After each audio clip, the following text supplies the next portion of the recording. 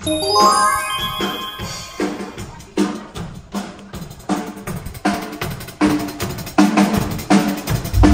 হচ্ছে একটা school, high school, আর এই হাই স্কুলেই হচ্ছে অনুষ্ঠানটা, যেটা একাত্তর ফাউন্ডেশনের আয়োজনে আয়োজিত হচ্ছে। তো আমি চলে আসছি, বেশ কিছুক্ষণ আগেই আসছি, অপেক্ষা করা হচ্ছে যে লোকজন আসার পরে শুরু হয়ে যাবে। সাউন্ড সিস্টেম চেক করা হচ্ছে, আর যে যার মতন রিহার্সালও করছে। একাত্তর ফাউন্ডেশনের আয়োজনে আয়োজিত হয়ে গেল বিশেষ অনুষ্ঠান, যেখানে দুটি অনুষ্ঠান একসাথে দেখার, একই মঞ্চে দেখার সুযোগ হয়েছিল দর্শকদের। ভার্জিনিয়ার এডিসন হাই স্কুলের অডিটোরিয়ামে অনুষ্ঠিত হয়ে গেল বিন্দু থেকে বৃত্ত নাটকের বিশেষ মঞ্চায়ন। এই নাটকটির রচনায় ছিলেন জিনাত হাকিম, অভিনয়ে ছিলেন আজিজুল হাকিম, তানিয়া আহমেদ, ফারজানা ছবি, লায়লা হাসান সহ আরও কিছু গুণী শিল্পীগণ। বিশেষ এই আয়োজনে শুরু থেকে শেষ পর্যন্ত ইউটিউব চ্যানেল মোনামিস ব্লগ একাত্তর ফাউন্ডেশনের এই আয়োজনে সাথেই ছিল। ব্যাকস্টেজটা দেখাচ্ছি এখন। এটা হচ্ছে গ্রিন রুমের আশপাশ। গ্রিন রুম দুটো ছিল, একটা ছিল লেডিসদের জন্য, একটা জেন্টসদের জন্য। তো এইখানেই সব শিল্পীরা তাদের ফাইনাল রিহার্সালটা করে নিচ্ছিল এবং সবকিছু দেখে নিচ্ছিল স্টেজে ওঠার পূর্বে।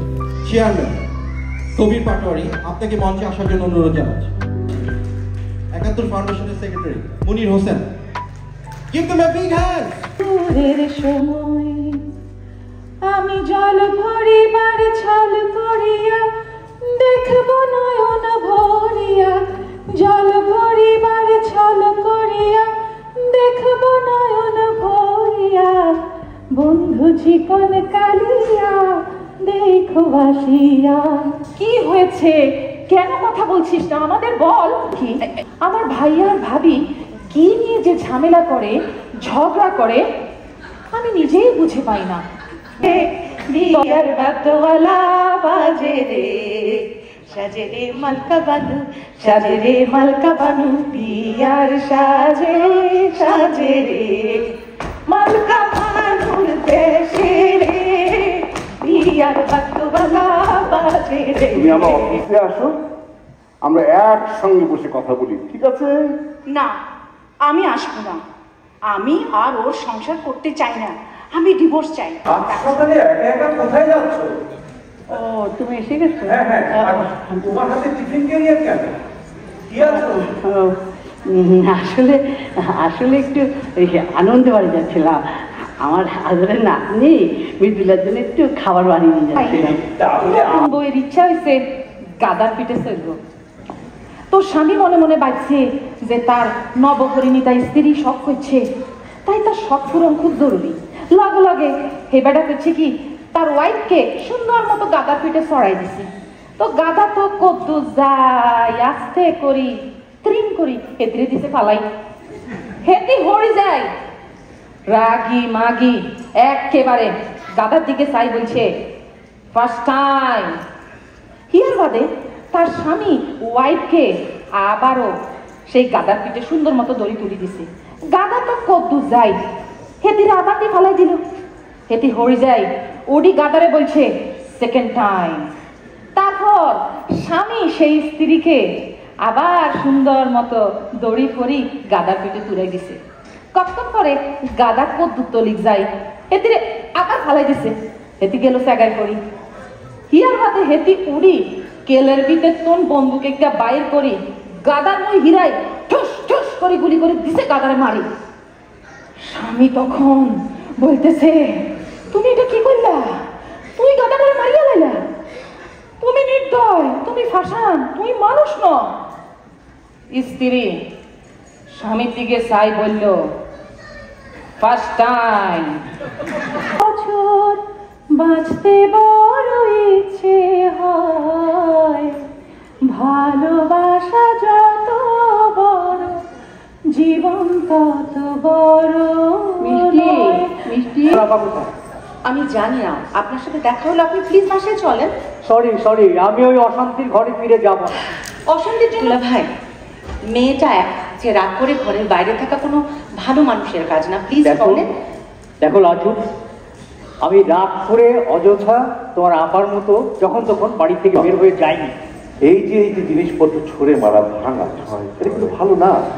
হ্যাঁ, মানুষের জীবনের যে এই যে রাগ, বিষণ্ণতা, ক্ষোভ, এগুলো না মানুষকে একা করে। বাবার হাতে পছন্দের জুতোটা দিয়ে বলেছিল মায়ের নাকি নিজের জন্য কিছু পছন্দ হয় না, কিন্তু দেরি করে ওঠার লাক্সারি করি, তাই চোখের নিচের কালিকে মা বয়সের ছাপ করত।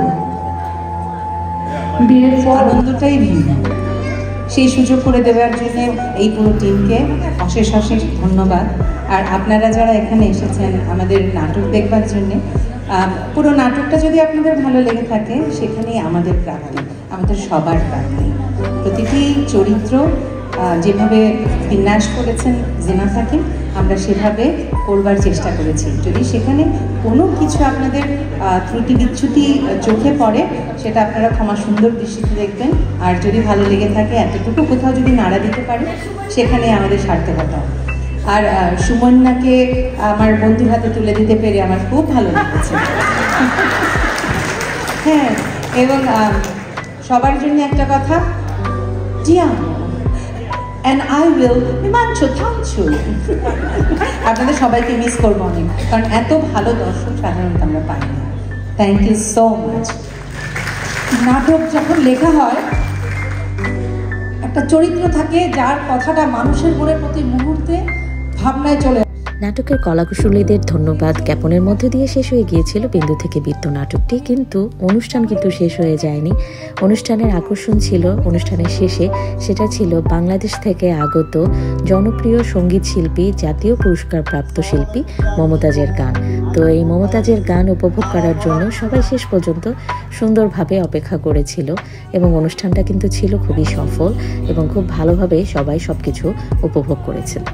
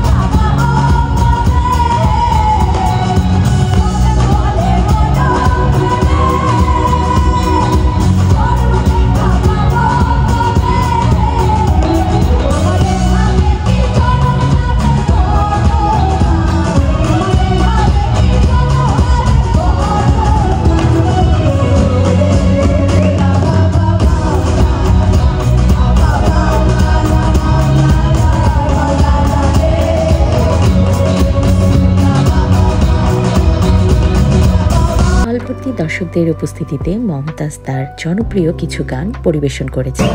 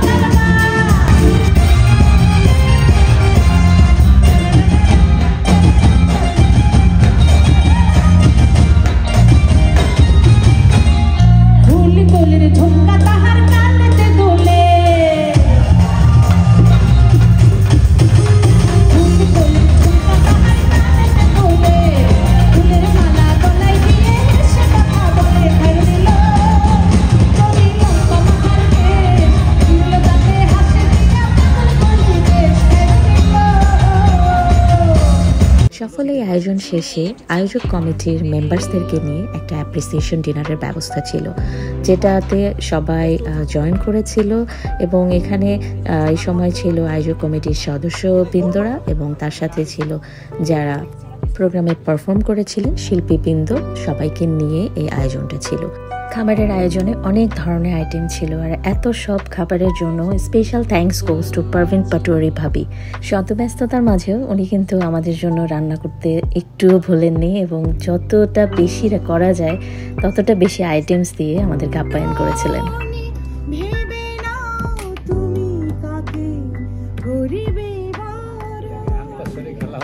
যদি একলা পথে কোনো সাথী না মেলে, যদি সারা নাহি পাও সারা দেবে নবপ্রাণ, তোলো ছিন্ন বিনা বাঁধন তুমরে, ধরে নাও সুর গাও জীবনের জয়গান। Welcome Mumtaz Appa. Welcome. And good job Ekattar Foundation. Good job Ekattar Foundation. Thank you. Mumtaz Appa and long live Ekattar Foundation. নাটককার জেনা থাকিম যেন আরো বেশি বেশি করে নাটক নিয়ে আসে। আপনারা সবাই সোনামণি একটা কথা বলি ছোট করে, আপনার সাথে 2007-এ সম্ভবত একটা কেক নাটক করেছিলাম, তুমি আমাদেরকে করেছো।